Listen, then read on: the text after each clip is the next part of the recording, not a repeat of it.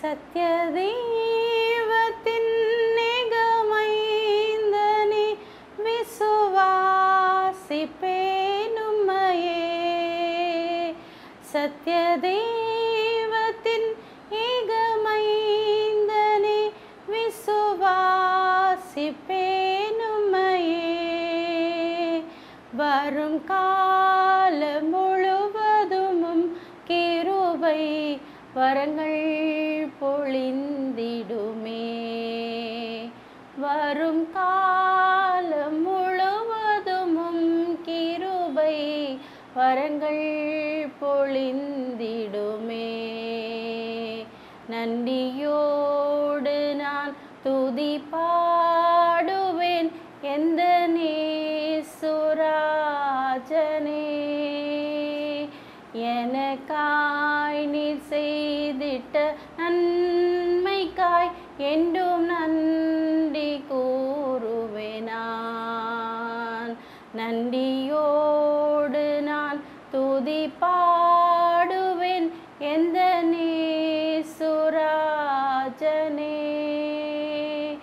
எனக்காய் நீர் செய்திட்ட நன்மைக்காய் என்றும் நன்றி கூறுவேன் நான். Praise the Lord, my dear sisters and brothers in Christ. Greetings to you in the matchless name of our Lord and Savior Jesus Christ. I would like to share my testimony to all of you. Hope it will be useful to all of you.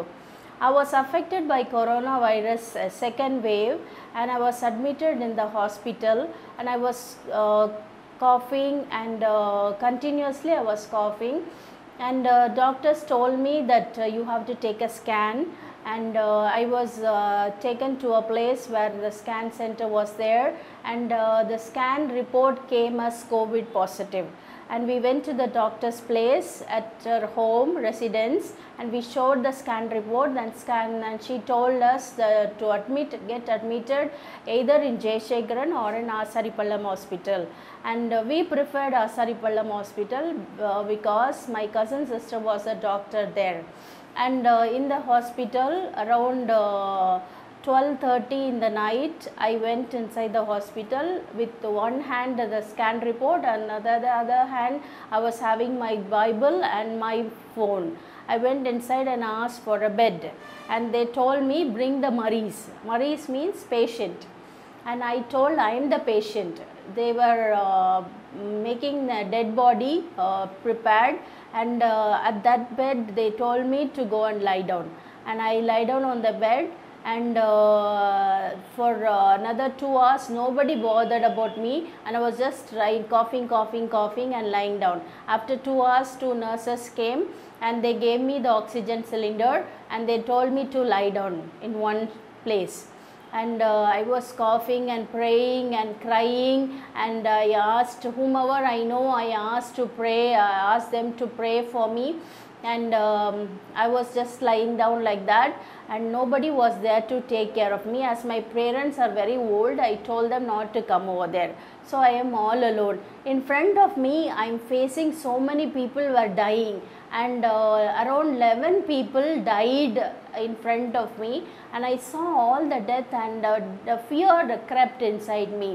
And then on the evening 2 doctors came, and the doctors told me, they saw my report, and they told me 75% of your lungs have been damaged, and anything can happen to you anytime. It is almost 2 times I collapsed, but then the Lord saved me. And the person next to my bed was an old lady of 70-year-old, and her daughter of 35, she was there. She was taking care of her mother, and she was only helping me by giving me coffee and biscuits and all. There was nobody to take care of me. They told me after the SAP report comes only we will start the treatment. So I was coughing. Then I asked the nurses for the nebulizer, and then they told me we don't give nebulizer. So around 10:30 in the night, our pastor, Christopher pastor and Jayashekaran Anna with his team, they brought a new nebulizer for me, and they gave it to me. And I took the nebulizer, and I was feeling little bit okay, but still the suffocation was there. And the next day I was totally collapsing, and the nurses and the doctors, I fell just like that, and the nurses and the doctors, they rushed to me and they were just checking me whether I am alive or not. At that time the Lord sent an angel in the form of my brother Prabhu Daniel and his cousin Jebin. They both came and they told, we are taking you to another hospital. So they both took me to another hospital, and that was Ratna Hospital, Samyar Madam, and there my mother was also COVID positive. So one room they gave for me and another room was given to my mother. By the grace of God, we got admitted in the hospital because the doctor's daughter was my student, and our chairman Sri Kumar sir of Excel Central School, he also recommended for us for the room. So we got the room by the grace of God, and we both were admitted in the hospital. My brother will be there with me for 5 minutes, and then he will go and see to my mother for another 5 minutes. Likewise, he was taking care of us, and for 15 days we were there in the hospital. And on one day the Lord told me, you go and pray for the patients. So I went to every room in that floor and I prayed to the patients, and I told them, the Lord is saying that tomorrow you will be discharged.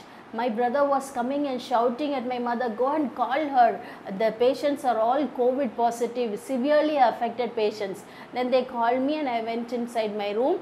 As the Lord said, the next day when we saw, all the other people were discharged except both of us.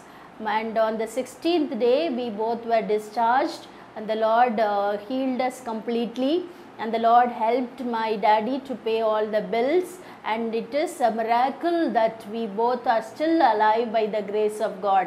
The Lord wants us to be a living testimony for His glory. That is why the Lord gave us both life back again. Praise be to God. Hallelujah.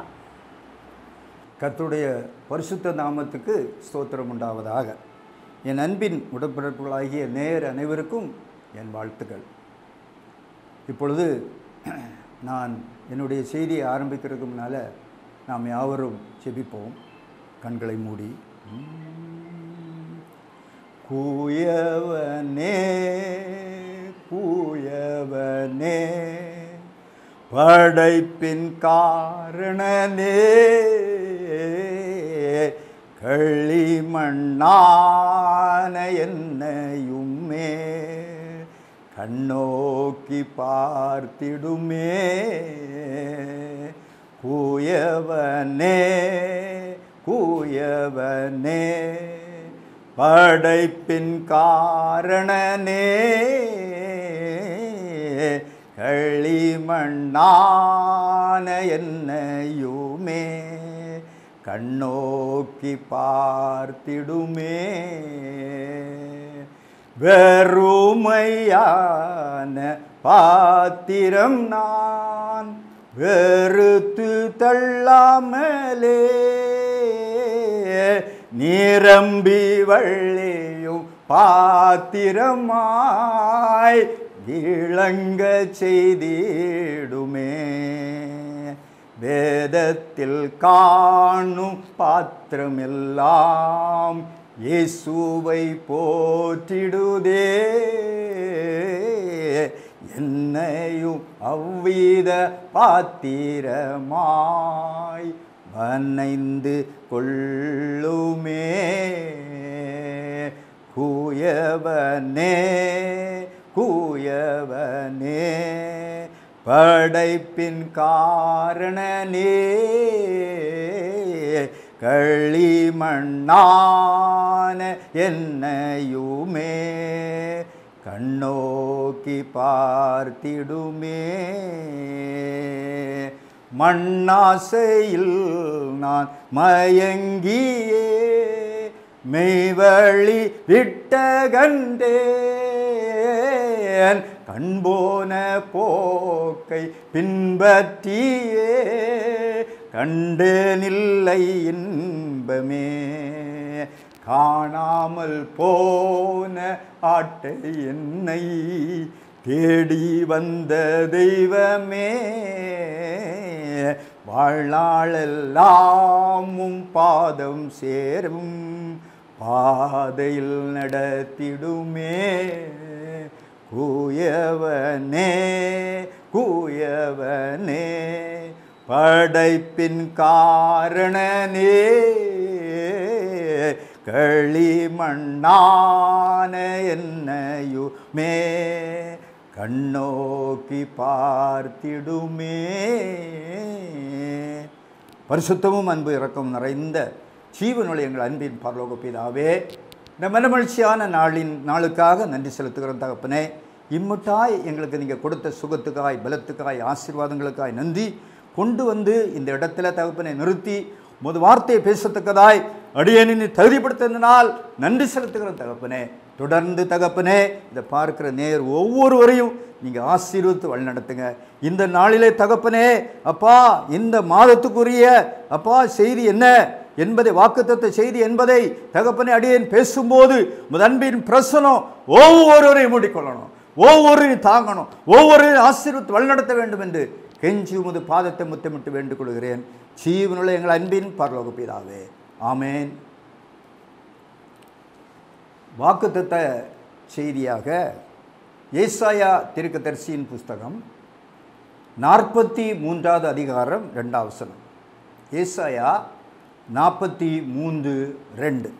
நீ தண்ணீர்களை கடக்கும்போது நான் உன்னோடு இருப்பேன், நீ ஆறுகளை கடக்கும்போது அவைகள் உன்மேல் புரளுவதில்லை, நீ அக்கினியில் நடக்கும்போது வேகாதிருப்பாய், அக்கினி உன்பேரில் பற்றாது.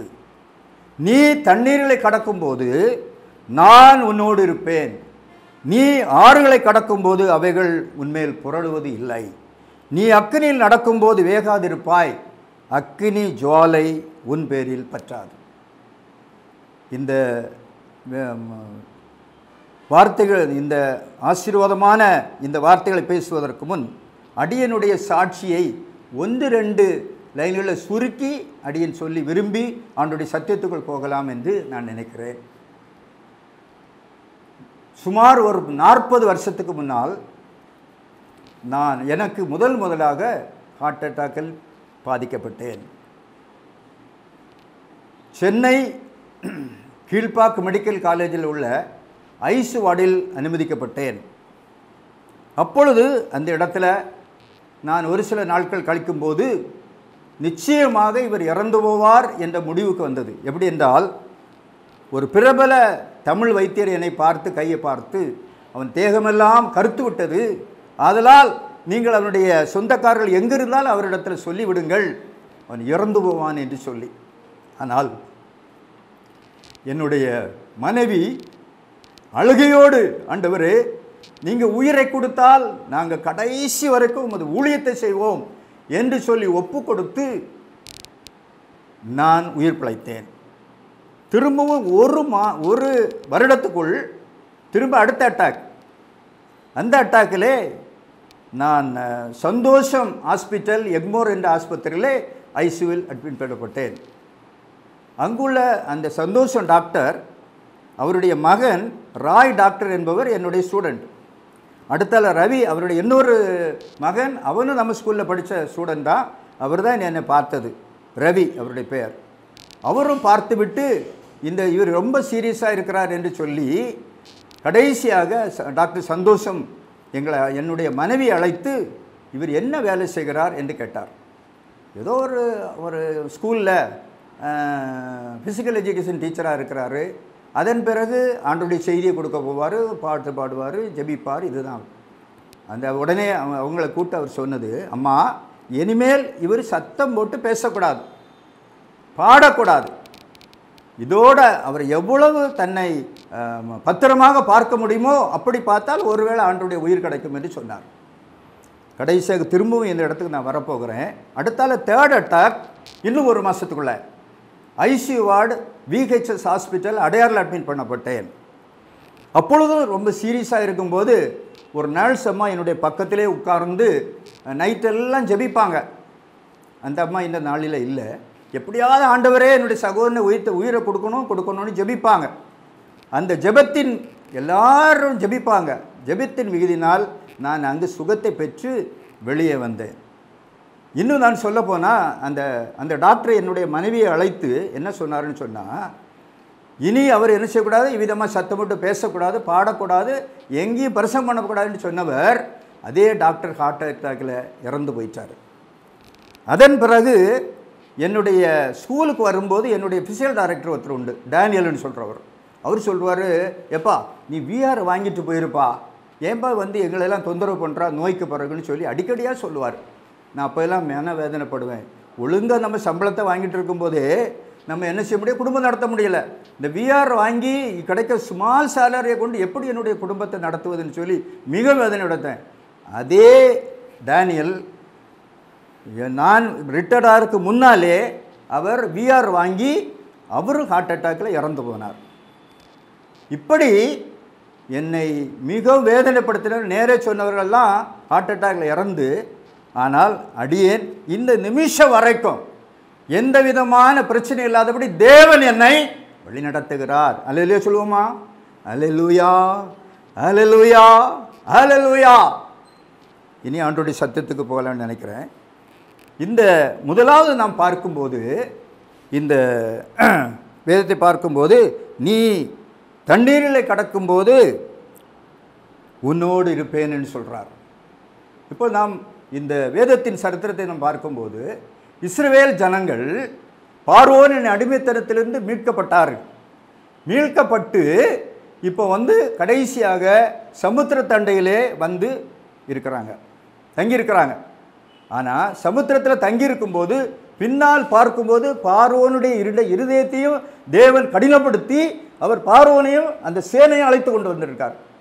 பின்னுக்கு பார்க்குறாங்க பார்வோனி சேனை, முன் பார்த்தால் கடல், செங்கடல். இப்போ 139 சங்கீதம் 5வது வசனத்தில் வேதம் சொல்லுகிறது, முன்னும் பின்னும் நெருக்கி என்று சொல்லி. முன்னுக்கும் நெருக்கும், பின்னுக்கும் நெருக்கும். இப்போ இந்த முன்னுக்கும் நெருக்கும் பின்னுக்கும் நெருக்கத்தில் எங்கே போகுது என்று சொல்லி இவங்க எல்லாரும் என்ன செய்கிறாங்கன்னா மோசைகிட்ட முறுமுறுக்கிறாங்க. பிரேத குழி அந்த எகிப்தில் இல்லைன்னு சொல்லியா நீ இந்த இடத்துல எங்களை கூட்டிகிட்டு அங்கே நாங்கள் இருந்திருந்தா அவங்களுக்கு அடிமையாக ஒருவேளை வேலை செய்து பழச்சிருப்போமே என்று சொல்லி அலறி கொண்டிருக்காங்க. அப்போ மோசை சொல்லுகிறாரு, வேதம் சொல்லுகிறது, யாத்திராகமும் 14வது அதிகாரம் 13வது வசனத்தில், இன்று காண்கிற எகிப்தியரை நீங்கள் என்றும் காண மாட்டீர்கள். அதுக்கு அடுத்தால அதே 14:14 வேதம் சொல்லுகிறது, கர்த்தர் உங்களுக்காக யுத்தம் பண்ணுவார், நீங்கள் சும்மா இருங்கள் என்று வேதம் சொல்லுகிறது. அவ்விதமாய் இவர்களுக்கு அவர்கள் சொல்லும்போது கடைசியாக ஏசப்பா சொல்கிறாங்க, உன் கோலை நீட்டு என்று சொல்லி, நீட்டு சமுத்திரத்தை பிரித்து விடு என்று சொல்லுகிறார். அதன் பிறகு சமுத்திரத்தை பிரித்து விடும்போது இவர்கள் சமுத்திரத்திலே வெட்டாந்தரையிலே நடந்து கொண்டிருக்கிறார்கள். பின்னாலே பார்வோனின் சேனை வந்து கொண்டிருக்கிறது. இப்பொழுது முன்னுக்கும் பின்னுக்கும் இவர்களை இஸ்ரவேல் ஜனங்களை பகலிலே வேக ஸ்தம்பத்தினாலும் இரவிலே அக்கினி ஸ்தம்பத்தினாலும் தேவன் வழிநடத்தினார் என்று சொல்லி யாத்திராகம் 13 அதிகாரம் கடைசி வசனத்தில் வேதம் சொல்லுகிறது. இந்த அக்கினி ஸ்தம்பமானது முன்னுக்கு போய் அதே 14 அதிகாரம் 20வது வசனத்தை நம்ம வாசிக்கும் போது அந்த முன்னுக்கு போன சேனையானது 2 பேருக்கு இடையிலே அவர்களுக்கு இருள், இஸ்ரவேல் ஜனங்களுக்கோ வெளிச்சம் என்று வேதம் சொல்லுகிறது. அவர்களுக்கு இருளை கொடுத்து இவர்களுக்கு வெளிச்சத்தை கொடுத்து அவர்களை வழிநடத்தி கொண்டிருக்கிறார். அது மாத்திரமல்ல, இவர்கள் இரவிலே பார்க்கும்போது இவர்கள் உருளையெல்லாம் அழலத்தக்கதாய் இவர்களுக்கு வேதனை கொடுக்கிறார். இவர்கள் உடனே சொல்றாங்க, ஐயோ அந்த இஸ்ரவேல் ஜனங்களுக்கு விரோதமாக ஏசப்பா யுத்தம் பண்ணுகிறாங்க, நம்ம ஓடி போயிடும்னு சொல்றான். ஆனால் ஓடையில கண்டினியூ பண்ணி வந்துகிட்டே இருக்கிறாங்க. கடந்து போகும்போது மோசையை பார்த்து சொல்லி உன் கோலை நீட்டுன்னு சொல்றார். நீட்டான், சமுத்திரம் அவர்களை மூடிக்கொண்டது. வேதம் சொல்லுகிறது, இந்த யாத்திராகம் 14வது அதிகாரம் 30வது வசனத்தில் இஸ்ரவேல் ஜனங்கள் என்னத்தை கண்டான்னா பார்வோனுடைய சேனைகள் செத்து மிதக்கிறதை, கரையிலே கிடக்கிறதை இஸ்ரவேல் ஜனங்கள் கண்டார்கள் என்று வேதம் சொல்லுகிறது. இது மாத்திரமல்ல, அவ்விதமாய் தேவன் அவர்களை வழிநடத்தினார். அதனால அவர் வழிநடத்தினார் என்பது பார்க்கும்போது தேவன் அவரோடு இருந்தார். இஸ்ரவேல் ஜனங்களோடு இருந்தார், அவளை வழிநடத்தினார், அவளை ஆசீர்வதித்தார். அடுத்தால ரெண்டாவது நம்ம பார்க்கும்போது என்ன சொல்லுகிறது? நீ ஆறுகளை கடக்கும்போது அவைகள் உன்மேல் புரளுவது இல்லை. நீ ஆறுகளை கடக்கும்போது அவைகள் உன்மேல் புரளுவதில்லை. யோசுவா இப்போ மோசேயின் வழிநடத்தல் முடிஞ்சு போச்சு. யோசுவா வழிநடத்தி கொண்டிருக்கும் போது பிரவாகித்து வருகிற யோர்தான் முன்னால் காணப்படுகிறது. பிரவாகித்து வருகிற யோர்தானுக்கு முன்னாலே இவங்க நின்றுக்கிட்டு இருக்காங்க. யாரு?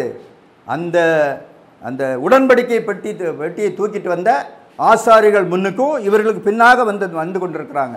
அந்த ஆசாரியர்கள் அந்த நதியின் ஓரத்தில் கால் மிதித்த உடனே அது ரெண்டாய் பிளந்தது.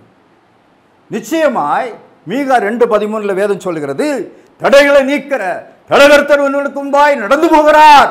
அவர் தான் தடைகளை நீக்கிறவர். அவர் என்ன தடையா இருந்தாலும், ஒருவேளை பிரவாகித்து வருகிற யோர்தானா இருந்தாலும் எதா இருந்தாலும் ரெண்டாய் பிளக்க தேவன் வல்லமை உள்ளவர். அவர் பிளப்பார், அவர் பாதுகாப்பார், அவர் வழிநடத்துவார். அதன் பிறகு வெட்டாந்தரையிலே இஸ்ரவேல் ஜனங்கள் நடந்து சென்றார்கள். கடைசியாக அதை கரையிலே அரைக்கும் போது யோசுவாவு இப்பொழுது அவனுடைய கரத்தை நீட்டும் போது அந்த அந்த நதியானது நார்மலாக ஓடிட்டு என்று வேதம் சொல்கிறது. மூன்றாவது நம்ம பார்க்கும்போது, நீ அக்கினியில் நடக்கும்போது வேகாதிருப்பாய். நீ அக்கினியில் நடக்கும்போது வேகாதிருப்பாய்.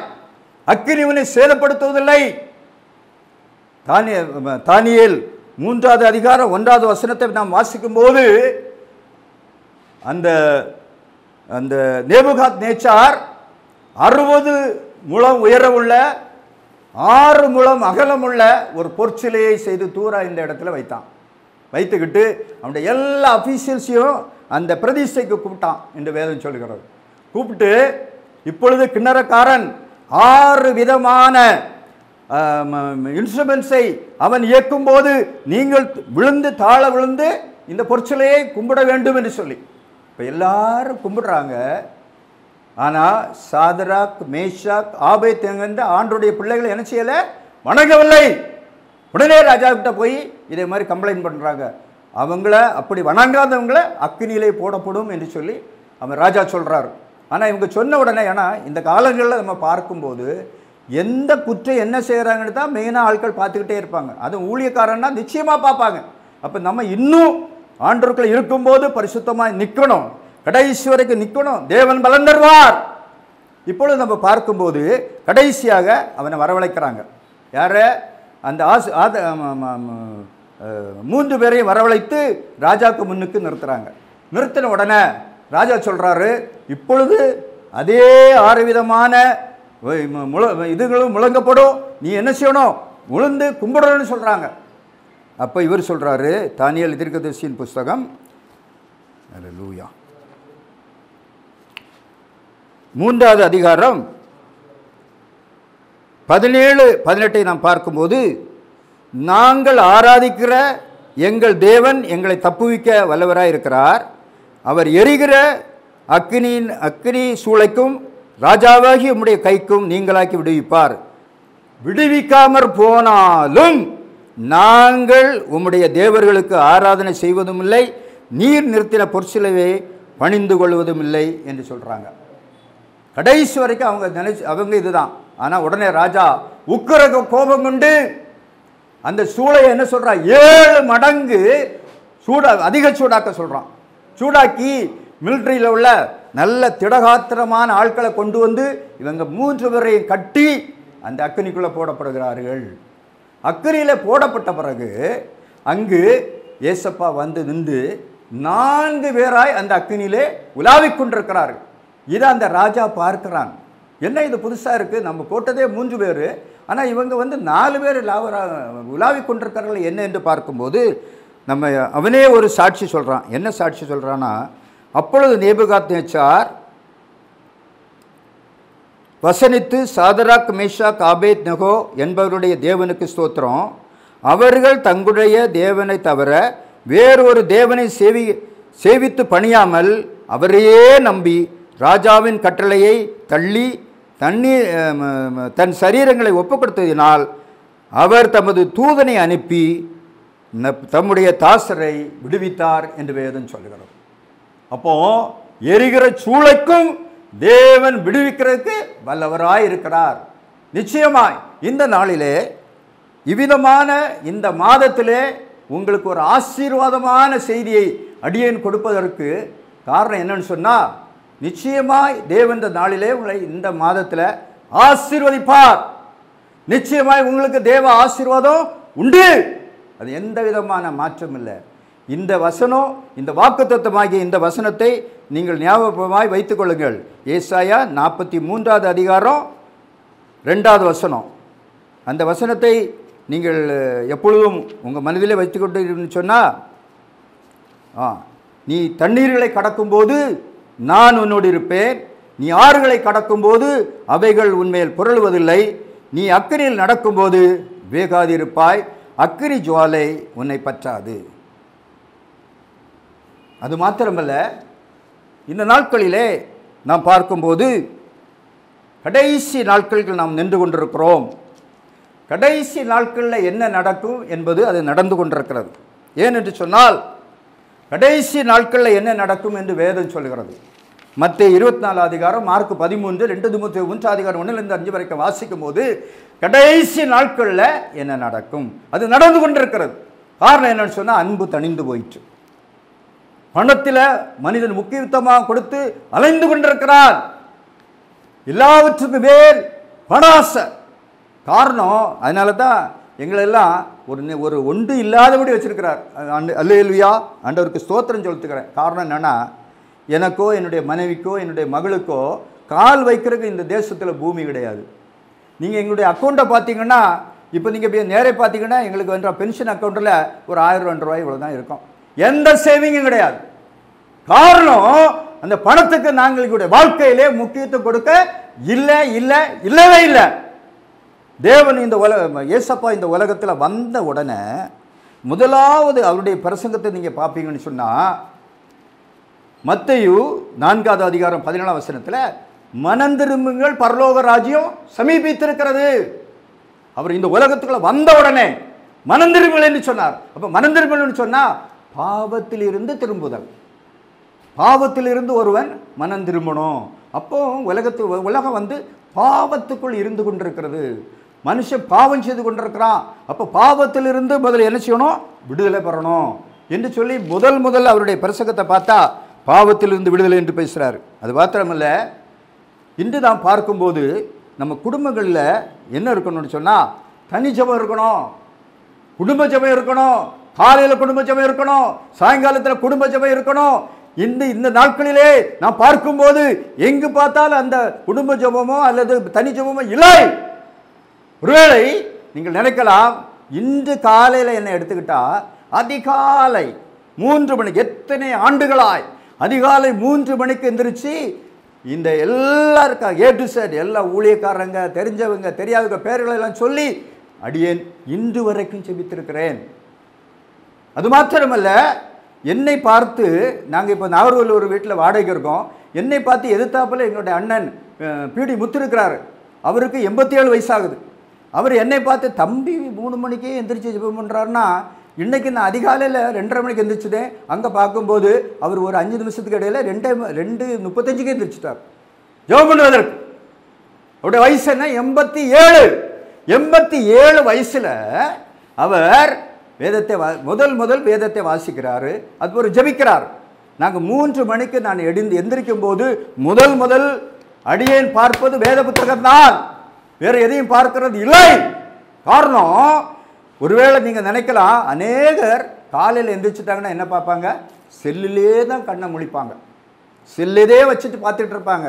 செல்லு தான் அவங்களுக்கு உயிர். நாங்கள் செல்லெல்லாம் தொடரதில்லை. ஏன் தொடரதில்லைன்னு சொன்னால், செல்லு வந்து ஏதாவது யாராவது பேசுனா நம்ம ஆன்சர் பண்ணுறதுக்கு வச்சுருக்கோம், வேறு எதுக்கும் இல்லை. பாவத்தை உண்டாக்கும், அது எந்த மாற்றமும் இல்லை. உடைய பிள்ளைகளை ஒழுங்காய் நீங்கள் வளர்க்க வேண்டும்.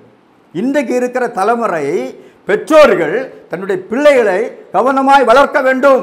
செல் வந்து வாங்கி கொடுக்கவே கூடாது.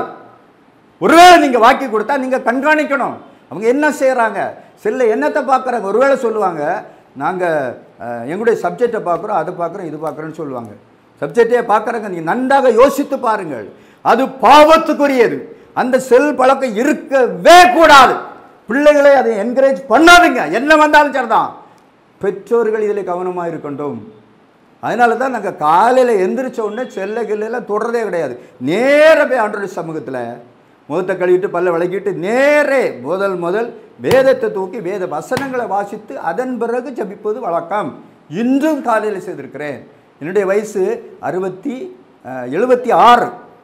இந்த வயசில் அது மாத்திரமல்ல, இந்த வேதம் வாசிப்பதை குறித்து எனக்கு திடீர்னு ஒரு ஞாபகம் வருது. 1972 வயசில் 72வது வருடம் நான் முதல் மாங்கரையில் அந்த ஆலயத்தில் அந்த கன்வென்ஷனில் நான் பேசணும்னு சொல்லி அந்த பாஸ்டர் சொன்னார். Reverend Joslin Chandrakumar. இன்று அவர் இறந்துட்டார். அவர் எனக்கு ஒரு மருமகன். அவர் தான் என்ன அன்று கன்வென்ஷன் பிரசங்கியாராக மாற்றினார். அப்போ நான் அந்த கன்வென்ஷனில் பிரசங்கம் பண்ணிக்கிட்டு இருக்கும்போது எனக்கு கூட டி பர்னபாஸ்ன்னு சொல்லி ஒரு இவாஞ்சலிஸ்ட், வயதானவர், எப்படியும் ஒரு 80-85 வயசு இருக்கும். அப்போ அவரையும் எனக்கு கூட பிரசங்கத்துக்கு போட்டிருக்கு. எனக்கு அப்போ உத்தேசமாக ஒரு 26-27 வயசு இருக்குன்னு நான் நினைக்கிறேன். அந்த வயசில் நாங்கள் 2 பேரும் கன்வென்ஷனுக்கு பிரசங்கம் பண்ணும்போது அவர் சொல்லுவார், தம்பி இங்கே வாங்க, நீங்கள் சின்ன வயசு, நீங்கள் முதல் பிரசங்கம் பண்ணுங்கள், அதன் பிறகு நான் பிரசங்கம் பண்ணுவேன்னு சொல்லுவார். அப்போ சரி என்று சொல்லி நான் நிறைய பேப்பரில் கடன்னு ஏதோ எழுதி வச்சு ஏதோ அந்த பிரசங்கத்தை ஒரு 1 hour முடிப்பேன். முடித்த உடனே வேறு ஒன்றும் செய்ய மாட்டார். அவருடைய வேதத்தை, அவர் வேத புஸ்தகத்தை எடுத்து அந்த மேடையில் வச்சுப்பார். அவ்வளோதான். வச்சுட்டு நான் எடுத்து சொன்ன வசனத்தை கொண்டு ஆதியாக முதல் வெளிப்படுத்துதல் வரைக்கும் நூற்றுக்கணக்கான வசனங்களை சொல்லுவார். சொல்லி அந்த பிரசங்கத்தை பார்த்தீங்கன்னா அதே மாதிரி பிரசங்கம் நான் இன்ன வரைக்கும் எங்கேயும் கேட்டதில்லை. அதே மாதிரி பிரசங்கம் பண்ணுவார். பிரசங்கம் பண்ணிவிட்டு 2 பேரும் பக்கத்து ரூமில் தங்கியிருந்தோம். அப்போ நான் அவர்கிட்ட, ஐயா நாங்களும் 16 வயசுலேருந்து நானே ஏதோ ஒரு சின்ன ஊழியங்களை செய்கிறேன், இந்த வேதத்தை வாசிப்பேன், அதோடு சரி, எந்த வசனமும் கரெக்டாக தெரியாது, எந்த இடத்துல இருக்குன்னு தெரியாது, ஆனால் இவ்வளவு நீங்கள் அழகாக வேதத்தை எப்படி ஒரு வேதத்தை துறக்காமல் இவ்வளோ வசனங்கள் சொல்லிக்கிறீர்களே அப்படின்னு. நான் என் மனைவிட்ட ஒரு தடவை கல்யாணம் பிறகு ஒரு தடவை கேட்டேன், இந்த மாதிரி உனக்கு பர்னபாஸை தெரியுமா? ஆமாம், சின்ன பிள்ளையிலே எங்களுக்கு தெரியும். அப்போ வர வசனத்தை சொல்லுவார், அப்புறம் முழு வசனத்தையும் அவரே சொல்லுவார்னு சொல்லி. அப்போது அந்த ரகசியம் என்னன்னு கேட்டேன். அப்போ அவர் என்னை கூப்பிட்டு, பாருங்கள் என்னுடைய 2 முட்டையும் பாருங்கன்னு சொன்னார். பாருங்கள் என்னுடைய 2 முட்டம். அந்த முட்டில் பார்த்தீங்கன்னா இங்கே இந்த நாகர்கோவில் சைட்லலாம் பார்த்தீங்கன்னா அந்த காலத்தில் வாழை அறுப்பாங்க. பெரிய வாள் வச்சு கீழே ஒருத்தர் இருப்பார், மேலே ஒருத்தர் இருந்து தள்ளி விடுவார், கீழே இருந்து ஒருத்தர் மேலே தள்ளுவார், மேலே கீழே இருக்கிறவர் முட்டு போட்டிருப்பார். அந்த முட்டையெல்லாம் பார்த்தீங்கன்னா அப்படி கட்டியாக இருக்கும். அதே மாதிரி கட்டியாக இருந்தது. அப்போ அவர் சொன்னார், என்னுடைய வாழ்நாளில் நான் முழங்காலில் நின்று தான் வேதத்தை வாசிப்பேன். அதனால தான் இன்று ஆண்டவர் எனக்கு நான் துறக்காமலே எல்லா வசனங்களையும் தெரிய வைத்திருக்கிறார் என்று சொல்லுவேன். பெரிய பரிசுத்தவான்கள்லாம் பார்க்கும்போது வேதத்து வசனங்களுக்கு எவ்விதமாக முக்கியத்துவம் கொடுத்தாங்க என்பதை நம்ம பார்க்கும்போது நம்ம தினந்தோறும் வேதத்தை வாசித்து அதை தியானிக்க வேண்டும், அதன்படி ஜீவிக்க வேண்டும். இன்று நீங்கள் பார்த்தீங்கன்னா நான் ஒன்றுக்கும் தகுதியற்றவன். இருந்தாலும் என்னை இந்த நாளிலே இந்த டிவியில் பேசுகிறதுக்கு தகுதிப்படுத்துறது என்னுடைய ஒரு மகன். அவருடைய பேர் ஜே செலின் செல்வகுமார். அவங்க ஆசிரியர், சுவிசேஷ யாத்திரை பத்திரிகை, இயக்குனர் பிரைஸ் இவாஞ்சலிக்கல் டீம் மினிஸ்ட்ரீஸ், இயக்குனர் பெட் கிரியேஷன். பெட் என்ற மினிஸ்ட்ரியை வச்சு ஆறில் தன்னுடைய வேலைகளை செய்து அதன் மத்தியில் ஆண்டோடைய ஊழியத்தை செய்கிறாங்க. அந்த ஊழியக்கார நிமித்தமாக தான் நானும் என்னுடைய மகளும் இன்றைக்கி நின்று டிவிக்கு முன்னுக்கு இதுதான் ஃபஸ்ட் டைம் என்னை டிவி மினிஸ்ட்ரியாக டிவியில் பேசுகிறதுக்கு வச்சது அவர். என்ன கன்வென்ஷனில் 1972 பேசுவது அந்த ரெவரண்ட் ஜோஸ்லின் சந்திரகுமார் அவர்களை நான் அவர்களுக்காக தேவன் அவர்களை ஆசீர்வதிப்பார். காரணம் என்னன்னு சொன்னால், நாங்கள் இன்று இல்லை, எத்தனையோ ஆண்டுகளாய் அவர்களுக்காய், அவருடைய பிள்ளைகளுக்காய், மனைவிக்காய் ஜெபம் பண்ணி கொண்டிருக்கிறோம். அந்த ரெவரண்ட் அடிக்கடி அவர் இறக்குற போது சொன்னார், எங்கள் மாமா நீங்கள் ஜெபமணி என்னுடைய ஆயுஷை பார்த்து கஷ்டப்படுத்துறீங்களேன்னு சொல்லுவார். அந்த நோயில் அவ்வளோ கஷ்டப்பட்டார். ஆனால் அவர்களுக்காக கண்ணீர் விட்டு ஒவ்வொரு நாளும், ஏன்னா அவங்கள் மூலம் நம்ம உயர்த்தப்பட்டோம். அதுவும் நம்முடைய இரத்த உறவினர், அவருக்காக அடியேன் ஜெபிப்பது உண்டு. இந்த நாளில் நினைத்து பார்க்கிறேன். அவங்க மனைவி தனியாக இருக்கிறாங்க. இன்றைக்கி அவர் இந்த உலகத்தை விட்டு போயிட்டார். பிள்ளைகள் இருக்கிறாங்க. தேவன் அவங்களை ஆசீர்வதிக்கணும்னு சொல்லி நாங்கள் அவங்களுக்காக ஜெபிப்போம். அது மாத்திரமல்ல, இந்த நாளிலே ஊழியம் என்று சொல்வது சாதாரண காரியம் அல்ல. உண்மை உத்தமமாய் ஆண்டுடைய ஊழியத்தை செய்ய வேண்டும். ஆசீர்வாதம் உண்டு. காரணம் வேதம் சொல்லுகிறது. யோவான் 12:26 ஊழியக்காரர்கள் பிதாவானவர் கனம் பண்ணுகிறார் என்று வேதம் சொல்லுகிறது. லூக்கா 12:37 அவர்கள் பாக்கியவான்கள் என்று வேதம் சொல்லுகிறது. இதே சங்கீதக்காரன் சொல்றார் 35:27 அவருடைய சுகத்தை விரும்புகிற தேவன். ஏன்னு சொன்னா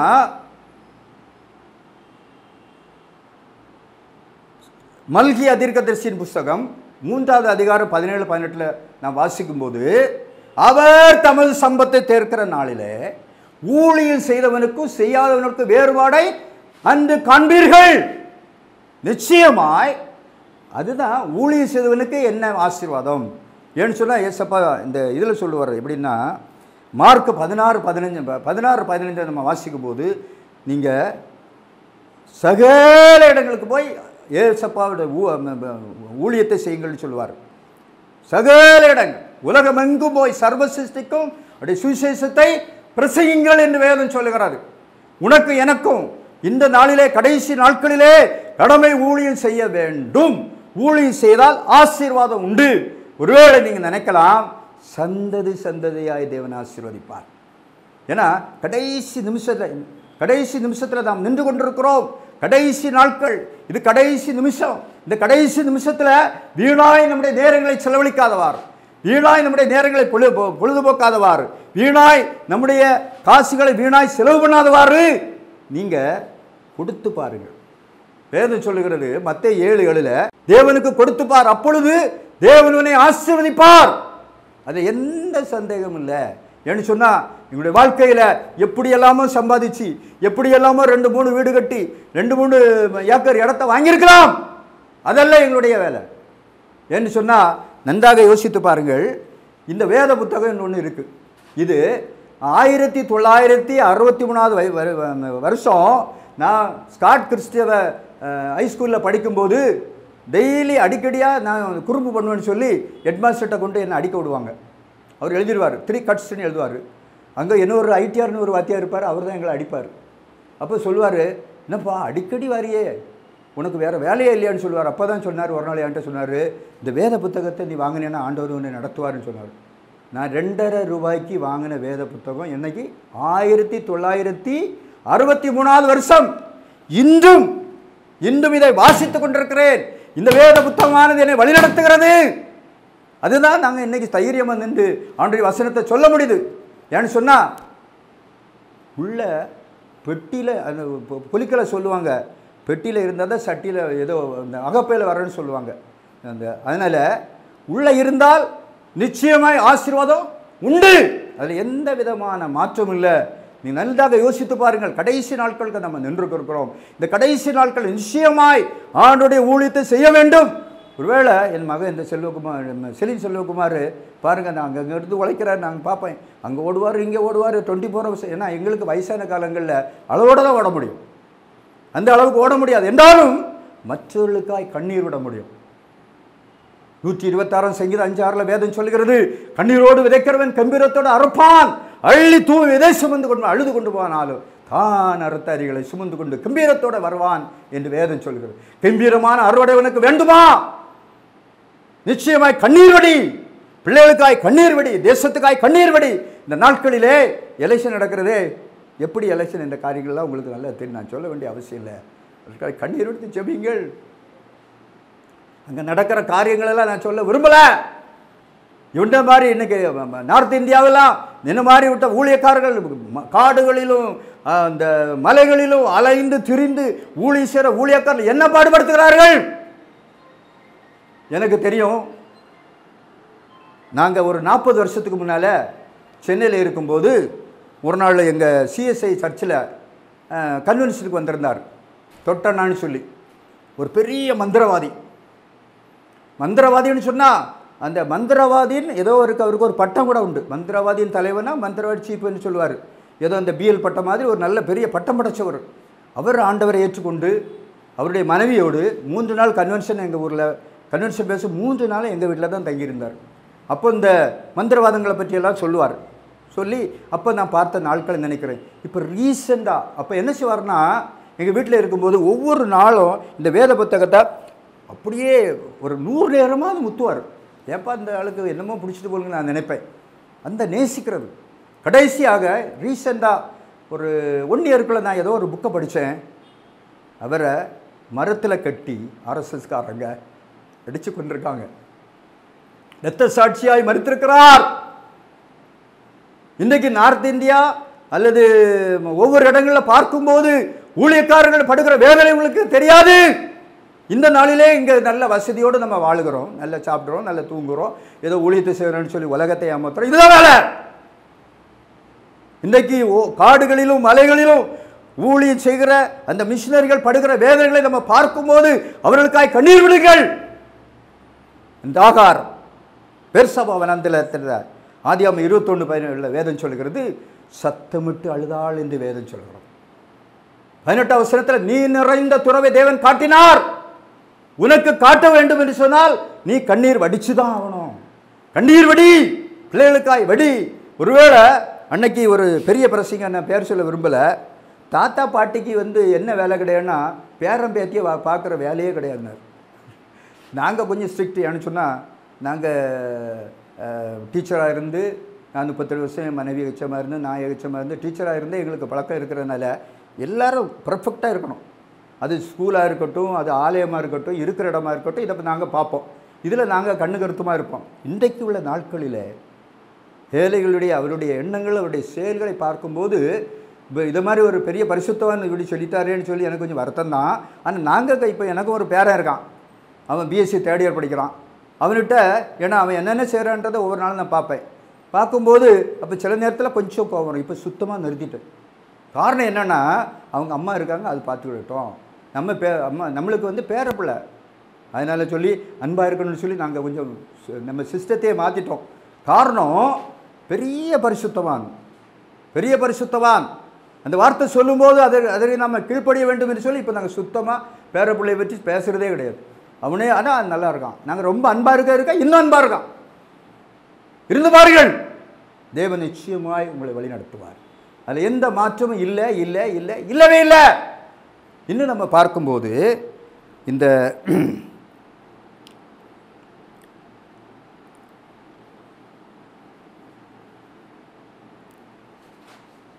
தேவனுடைய காரியத்தில் ஏசப்பாவுடைய ஊழிய பாதை நாம் கொடுக்கப்பட்டுள்ள நேரங்களை எவ்விதமாக செலவழிக்கிறோம். கடைசி நாட்களில் நம்ம நின்று கொண்டிருக்கிறோம்னு நான் திரும்ப உங்களுக்கு சொன்னேன். கடைசி நாட்களில் என்ன நடக்கும்னு திரும்ப சொன்னேன். கடைசி நாட்கள் இது நடந்து கொண்டிருக்கிறது. இப்போ நாங்களும் இன்றைக்கு நாகர்கோவில் பட்டணத்தில் வந்திருக்கோம். ஆலயங்களுக்கு போகிறோம், பார்க்குறோம். ஆலயங்களில் ஊழியக்காரங்களை பார்க்குறோம், ஊழியங்களை பார்க்குறோம். எங்களுக்கு சில சமயங்களில் கொஞ்சம் வேதனையாக தான் இருக்கும்.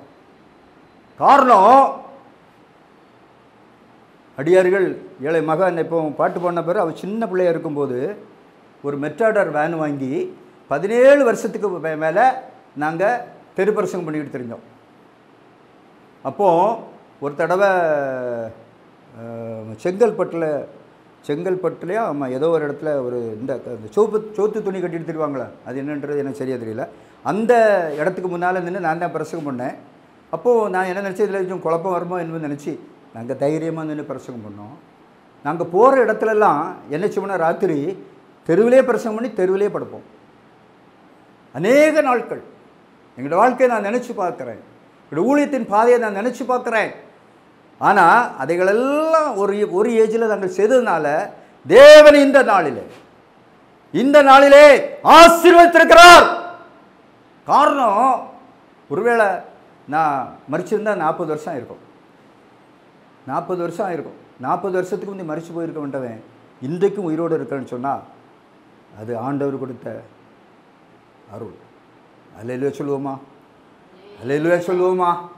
அல்லேலூயா சொல்லுவோமா? அது மாத்திரமல்ல, ஏன்னா உள்ளத்தின் ஆழத்தில் எனக்கு தான் தெரியும், எனக்கு தான் தெரியும் என்ன பாடுபட்டேன். அந்த அந்த நாட்களில் அந்த காட்டு ப்ராப்ளம் இருக்கும்போது ஒவ்வொரு நாளும் கேஎம்சிக்கு போய் மாத்திரை வாங்க போவேன். ஒரு ஒரு டிஃபன் பாக்ஸ் நிறைய மாத்திரை கொடுப்பார் டாக்டர். பிறகு 1 or 2 இயர்ஸுக்கு பிறகு ஒரு ஹிந்து டாக்டர்கிட்ட கன்சல்ட் பண்ணி எல்லாரும் அழுக ஜெபம்.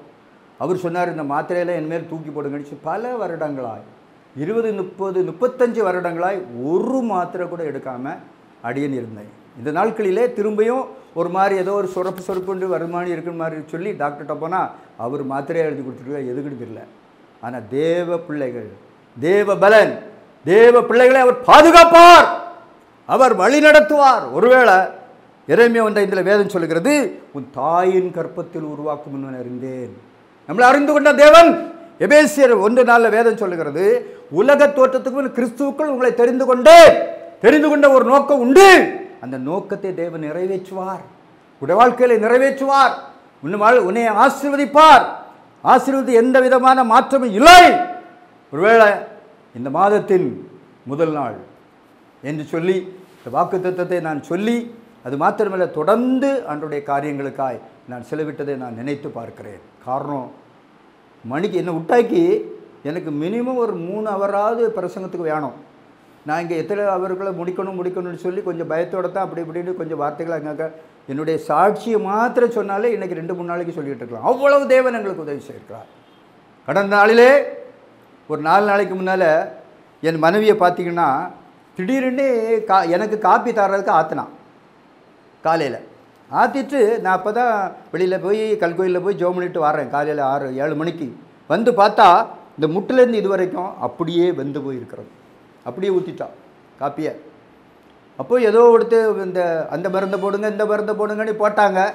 2 தேவதூதர்கள் வந்தாங்க, எங்கள் அண்ணன் ஒன்று என்ன ஒரு துரைன்னு ஒருத்தர், 2 பேரும் வந்து ஆஸ்பத்திரிக்கு தான் போனோம் அப்படின்னு சொல்லி ஆஸ்பத்திரி கூட்டிகிட்டு போய் அங்கே ஊசி போட்டு அதுக்கு பிறகு அங்கே மாத்திரை கொடுத்தாங்க. எல்லாம் கொடுத்த பிறகு இன்றைக்கு தான் கொஞ்சம் இதுகளெல்லாம் கம்ப்ளீட்டாக வெந்து உறிஞ்சு போச்சு.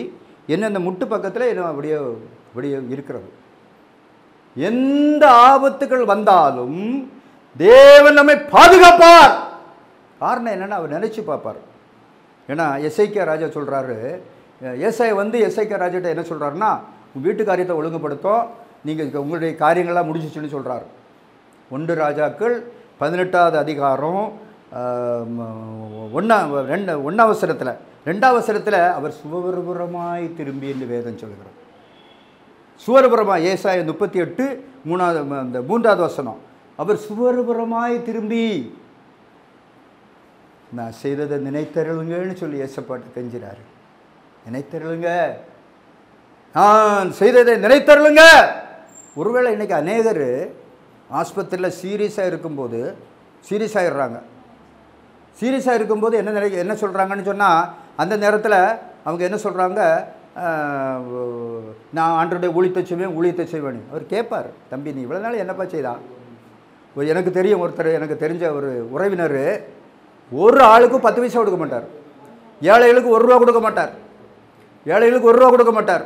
ஒரு நாள் என் கண்ணு முன்னுக்கு ஒரு ஏழை வந்து, பெரிய வசதி, புருஷனும் பொண்டாட்டியும் 2 பேரும் சென்ட்ரல் கவர்மெண்ட்டில் வேலை செய்து பல லட்சத்திற்கு நாகர்கோவில் டவுனில் வீடு போட்டுக்கிட்டு பல லட்சம் வச்சுக்கிட்டு இருக்காங்க, பல லட்சத்துக்கு அதிபதி. ஆனால் ஒரு ஏழை வந்து என்ன கேட்குது, ஒரு புடவை கொடுங்கம்மான்னு கேட்குது. இந்த மனைவி போய் ஏதோ ஒரு புடவை எடுக்க வந்தான்னு சொல்லிக்கிட்டு அவர் பேசின பேச்சை இன்றைக்கி எனக்கு மனசுக்குள்ளே அப்படியே கை ஆடிக்கிட்டு இருக்கு. ஏதோ பழைய புடவை ஏழை கொடுக்குறது. இன்று அதன் பிறகு அவர் சீரியஸாக இருக்கும்போது, ஐயோ இவ எல்லாரும் கண்ணில் விட உள்ளறாங்க, அங்கே ஊழியத்தை செய்வார். எந்த ஊழியத்தை செய்வார்? நினைத்துப்பார். நீ செய்ததை நினைத்துப்பார். நீ என்ன செய்தா? 1 ரூபா காணிக்க கொடுக்க மாட்டான். 1 ரூபாய் யாருக்கும் காணிக்க கொடுக்க மாட்டான். ஏதோ ஒரு ஆலயத்தை கட்டுறேன்னு சொன்னால் 1 ரூபா கொடுக்க மாட்டான். நாங்கள் இருக்கிறது மொத்தத்தையும் கொடுத்துருவோம். கடந்த நாளில் கூட என்கிட்ட வந்து ஒரு சிஎஸ்ஐ சர்ச்சில் இருந்து வந்தாங்க. வந்து ஏதோ விபிஎஸ் இடத்த போகிறோம், மொத்தமே 1000 கையில் கொடுத்துட்டேன். அதுக்கு பிறகு உள்ள நிலைமையை நான் இப்போ சொல்ல விரும்பலை. அப்படி கொடுக்கணும், ஆண்டவருடைய பிள்ளைகளுக்கு கொடுக்கணும், ஊழியத்துக்கு கொடுக்கணும். இங்கே கொடுத்து பார். அவன் கொடுக்காதவன் சீரியஸாக இருக்கும்போது புருஷனும் பொண்டாட்டி உளுந்து உளுந்து ஜெபிக்கிறாங்க. ஆண்டவரே நீங்கள் ஊழியத்தை தந்தா. இந்த மோசே மரிக்கிற போது உபாகமம் 34:7 மோசே மரிக்கிற 120 வயதாக இருந்தான். அவன் கண்ணிலுடையில பலன் குறையமில்லை. நீங்கள் 120 வயதாக இருந்திருக்கிறாரு, எங்களுக்கு வயசை கொடுங்க, நாங்கள் அப்போ ஊழியம் செய்வோன்னு கேட்குறாங்க. அவர் நினச்சி பார்க்குறாரு. அந்த பின்னுக்குள்ளே பேக்ரவுண்டெல்லாம் அப்படி திருப்பி பார்ப்பார். நீ என்ன செய்தானு ஒரு ஏழை கேட்டால ஒரு சின்ன புடவை, பழைய புடவை கொடுத்தா போதும். அது என்னென்னு ஒரு 5 ரூபாய்க்கு போகிறோம், இல்லை 10 ரூபாய்க்கு போகிறோம், அதை கூட கொடுக்கல. இன்றைக்கு அவர் இந்த உலகத்தில் இல்லை இல்லை. காரணம் யோசித்து பார்க்கணும். அவன் யோசித்து பார்த்துருப்பானா? லட்சக்கணக்கில் வீடு கட்டியிருக்கேன், எத்தனையோ லட்சம், எத்தனையோ கோடியா இது மாதிரி சம்திங் டவுனில், இன்னும் நிறைய இது கையில் பார்த்தா அவருக்கு கேஷாகவே பல லட்சம் இருக்கும். அதெல்லாம் வச்சுக்கிட்டு ஒரு ஏழை ஒரு புடவை கேட்குது, அவ்வளோதான். ஏன் உனக்கு வசனில் நீ ஒரு நாள் வாசிக்கலையா? நீதிமொழி 19:17 வாசிக்கலையா? ஏழைக்கிறவங்க கத்திர கடன் கொடுக்குறான், நீ கொடுத்து பார். எங்களுடைய வாழ்க்கையில் அந்த கொடுத்ததை பற்றி நான் சொல்ல விரும்பலை. நிறைய காரியங்களை அங்கே கொடுத்து பார்த்துருக்கோம், இன்றும் ஆசீர்வாதமாக இருக்கும். எந்த பிரச்சனையும் இல்லாதபடி. ஒருவேளை நம்ம நினைக்கலாம், மற்றவங்களுக்கு பார்க்குறதுக்கு 21 வருஷமாக ஒரு மாருதி காரை ஓட்டிக்கிட்டு இருந்தேன். 800 ஒரு மாருதி கார். 21 வருஷம் அப்போ ஓட்டி நான் ரிட்டையர்ட் ஆகி 20 வருஷம் ஆகிட்டு. அப்போ என்னுடைய அந்த ஓனர் சொல்கிறாரு, அந்த மாருதி சென்னையுடைய அந்த ஓனருடைய அந்த ஏஜென்ட்டுடைய ஓனர் சொல்கிறாரு, சார் ஒரு புது வண்டி வாங்குங்க சார். நான் சொன்னேன், எங்கள் காலம் முழுதும் ஓட்டி தொலைவேன் அப்படின்னு சொன்னேன்.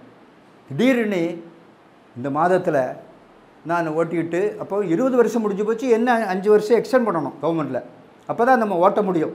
அப்போ நான் என் பையன்கிட்ட ஃபோன் பண்ணி, எப்பா இது 5 வருஷத்துக்கு எக்ஸ்டெண்ட் பண்ணுப்பா, அப்போ எல்லாத்தையும் நீங்கள் ரெக்கார்டெல்லாம் எனக்கு அனுப்புங்கண்ணா. 2-3 மாதமாக வாங்கி வச்சுட்டு ஒன்றுமே பதில் சொல்லலை. எனக்கு கடுமையான கோபம். என்னப்பா இது வாங்கி வச்சுட்டு சும்மா இல்லைப்பா, ஒரு நாள் ரெடியாக இருங்க, போன மாதம் 12ஆம் தேதி நினைக்கிறேன், நீங்கள் ரெடியாக இருங்கப்பா. நேராக அவனு வந்துட்டான். அதுக்கு முந்தின நாள் சென்னையில் இருந்து. எதுக்கு வந்திருக்கேன் என்னன்னு ஒன்றும் தெரியல. உடனே ரெடியாக இருங்கப்பான்னு சொன்னேன். இது இந்த சாட்சியை சொன்னால் கொஞ்சம் சில இடத்துல கொஞ்சம் இடிக்கும், ஆனாலும் நாங்களும் கொஞ்சம் சேர்த்து தானே கொடுத்துருக்கோம், எங்கள் கார் வேறு இருந்திருக்கு.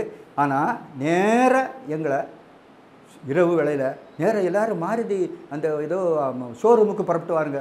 நாங்களும் எங்கள் காரெல்லாம் ரெடி பண்ணி, அதுவும் மாருதி கார் தானே, எல்லாம் ரெடி பண்ணி எல்லாம் நல்லா தேய்ச்சி எடுத்து ரெடி பண்ணி அந்த இதெல்லாம் 5 வருஷத்துக்கு எக்ஸ்டெண்ட் பண்ணி வச்சுருப்பான்னு சொல்லி, அது வரைக்கும் எங்களுக்கு ஒன்றுமே தெரியாது. நாங்கள் அங்கே போய் உட்காந்தோடனே எங்களுக்கு காப்பியை கொண்டு வரோம், அதை கொண்டு வரோம். எனக்கு ஒரு சின்ன டவுட், என்னடா நம்ம உட்காந்துருக்கோம், இந்த பழைய காரை வாங்கிறதுக்கும் காப்பியை கொண்டு வராங்க, அதை கொண்டு வராங்க. அப்போ நான் என் மனைவிட்டு சொல்லுவேம்மா, புது வண்டி வரப்போகுது போல அப்படின்னு சொல்லி. அப்புறம் கொஞ்சம் நிமிஷத்தில் ஒரு வண்டி இப்படி ரிவர்ஸ் ஆச்சுது. அவன் சொல்கிறான், ஏப்பா சொல்லி ஜோம் பண்ணி அந்த அந்த கீயை என்கிட்ட கொடுத்தான். கண்ணீர் விட்டு எத்தனையோ நாட்கள் அழுதேன், ஏங்கினேன். அப்பா நான் இந்த பழைய கார் ஓட்டுறதுக்கும் தகுதி இல்லை. நான் அங்கே இருந்து மாதிரியில் அந்த இடத்துல இருந்து இந்த நாகர்கோவில் டவுன் வரைக்கும் எனக்கு நாம் அந்த பவர் ஸ்டியரிங் தொட்டதே கிடையாது. எனக்கு வண்டி இந்த லாரி மாதிரி இருக்கும், இந்த ஸ்டியரிங்கெல்லாம் திருப்புறதுலேயே எனக்கு 2 கையெல்லாம் வலிச்சுக்கிட்டே இருக்கும். ஆனாலும் அப்பப்போ எனக்கு மனைவி எண்ணெய் போட்டு தடவிடுவோம், அதனால் அது சரியாயிரும். நல்லா அப்படி ஸ்டியரிங்கெல்லாம் ஓட்டிக்கிட்டு தான் இருந்தேன். ஆனால் இந்த பவர் ஸ்டியரிங் நான் ஓட்டுறதே கிடையாது. அங்கேருந்து ஓட்டி கொண்டு அந்த இடத்துல விடுவது தேவன் கிருபை செய்தார் அவ்விதமாய். ஏன்னா அதுக்கு முன்னால் நாங்கள் எப்படி காணிக்கை கொடுத்தோன்னு சொல்லி நான் சொல்ல விரும்பலை. எங்களுடைய காணிக்கையை தேவன் அங்கீகரிக்கிறார், பார்க்கிறார், இருதயத்தை பார்க்க, மனித முகத்தை பார்க்கிறான். சாமுவேல் தீர்க்கதரிசியை போய் ராஜாவை அபிஷேகம் பண்ணணும்னு சொன்னால் இவர் தைல குப்பியை தூக்கிட்டு போகிறார். 1 சாமுவேல் 16:7 பார்க்கும்போது ஈசாய் மகன், அவனை 8 பேர், ஒருத்தன் நல்ல மிலிட்ரிக்காரன் ஓடி வரான். உடனே இவர் எந்திரிச்சு இந்த மிலிட்ரிக்காரன் தான் சொல்லி எந்திரிச்சு அபிஷேகம் பண்ண போனார். எசப்பா என்ன சொன்னார், நீ பார்க்கிற விதமாய் நான் பாறேன். 1 சாமுவேல் 16:7 நீ பார்க்கிற விதமாக பாறேன். நீ முகத்தை பார்க்கிறா, நான் இருதயத்தை பார்க்கிறேன். இவன் அல்லன்னு சொல்கிறார். உடனே இவன் இல்லைன்னு அவருக்கு, ஏன்னா சாமுவேல் தீர்க்கதரிசி ராஜாக்களை பேசுவனர், பெரிய தீர்க்கதரிசி, எப்படிப்பட்ட ஆள் அவருக்கே. அப்போ அவருக்கே தடுமாட்டாயிடுச்சு. பிற கடைசியில் ஈசாட்ட சொல்கிறார், உன் பிள்ளைகளை 1 2 3 4 5 6 7 பேரை விட்டா, இவன் அல்ல, இவர்களை புறக்கணித்தேன். ஒருத்தன் காட்டில் இருக்கான், யார், தாவீது காட்டில் இருக்கான், அவனை கொண்டு வா, அப்போ தான் நாங்கள் சாப்பிடுவோம்னு சொல்லி அவனை அபிஷேகம் பண்ணுகிறார். இதை நாம் பார்க்கும்போது அப்போது மனுஷன் முகத்தை பார்த்து இடம் போடுவான், இவன் களவன் தானேன்னுருவான். இவன் என்ன சொல்லுவான்? களவன் தானே அப்படின்னு சொல்லுவான். ஆனால் உள்ளம் தெரியாது, யாருக்கும் தெரியாது. நான் இப்போ என்னுடைய ஒரே இதை சொல்லி நான் இப்பொழுது முடிக்கிறேன். என்னுடைய நீ சொல்லுங்க டைம் நான் பெரிய மீசை வச்சுருப்பேன். என்னை கமிஷனர் ஒரு தடவை என்னை பார்த்துட்டு ஐயா அங்கே வாங்கன்னு கூப்பிட்டாரு. கமிஷனர் யார்? கமிஷனரே கூப்பிட்டு நீங்கள் எந்த ஸ்டேஷனில் இன்ஸ்பெக்டராக இருக்கேன்னு கேட்டார். ஐயா ஒன்று இன்ஸ்பெக்டரில் ஒரு ஸ்கூலில் டீச்சர் ஐயா. போய் சொல்லாங்கன்னாரு. அப்படியெல்லாம் வாழ்ந்த நாட்கள் உண்டு. ஒருவேளை நம்ம நினைக்கலாம் எனக்கு வயசு 76. இந்த நாட்களிலே பலன் குறைஞ்சி போச்சு. அதுக்கு தக்கன தேவன் என்னை வழி நடத்துகிறார். என்னுடைய மகா ஜெபித்து இந்த கூட்டத்தை முடிப்பா.